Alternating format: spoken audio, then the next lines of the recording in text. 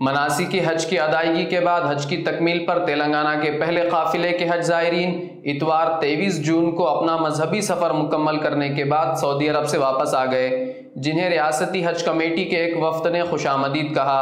واضح رہے کہ اس سال حیدرآباد سے سعودی عرب کی مقدس سفر پر جملہ 7,900 افراد کو روانہ کیا گیا۔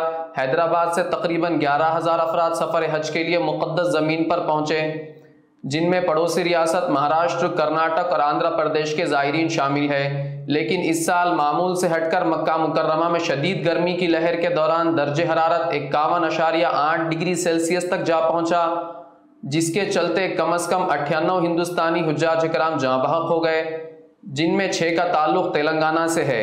اس قدر غیر معمولی اموات کی وجہ قدرتی گرمی، بڑھاپا اور شدید موسمی حالات تھے۔ زائرین نے الزام لگایا کہ نامناسب رہائش اور سفر کے انتظامات نے غیر ملکی زمین پر ان کی مشکلات میں مزید اضافہ کیا۔